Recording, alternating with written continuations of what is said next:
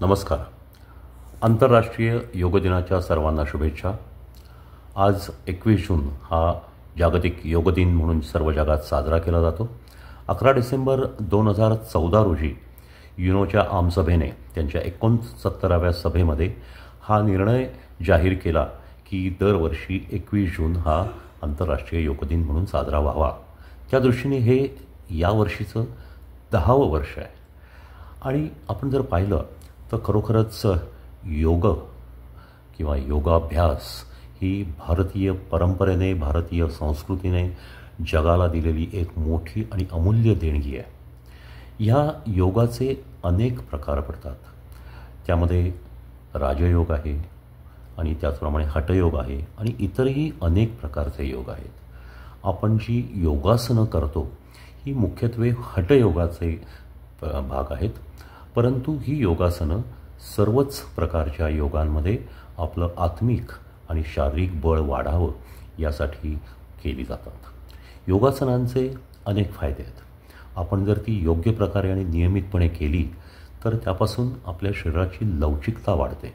आपल्या शरीराचं आणि मनाचं जे बळ असतं ते वाढतं. एवढंच नाही तर आपण जसं उभं राहतो, चालतो, फिरतो, म्हणजे आपलं जे पोश्चर आहे, आपल्या शरीराची जी ढब आहे तीसुद्धा उत्तम आणि निर्दोष होते. त्याचबरोबर आपण आणखीन एक विचार केला तर याच्यामध्ये सध्याच्या जीवनात जो सर्वात महत्त्वाचा प्रश्न असतो तो म्हणजे ताणतणाव. योगासनानं आपला ताणतणाव कमी होतो आणि तो नियंत्रित ठेवता येतो. आणि याचा फायदा साहजिकच या ताणतणावातून निर्माण होणारे जे आजार आहेत, जे हृदयविकार, उच्च रक्तदाब, कोलेस्ट्रॉल वाढणं, मधुमेह वाढणं, या सर्व आजारांवर काहीसं नियंत्रण नक्कीच येऊ शकतं.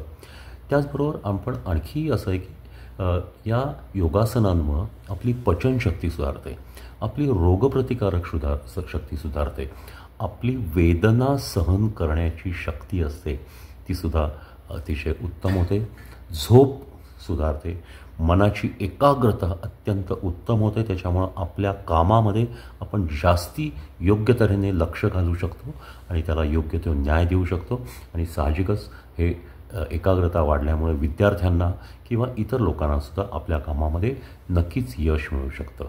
या सर्व योगासनांचं सर्वात महत्त्वाची गोष्ट म्हणजे आपल्या एकमेकांमधील, दोन माणसांमधील जे परस्पर संबंध असतात ते सुद्धा कसे चांगले ठेवावेत याची शिकवण योगासनातून मिळते.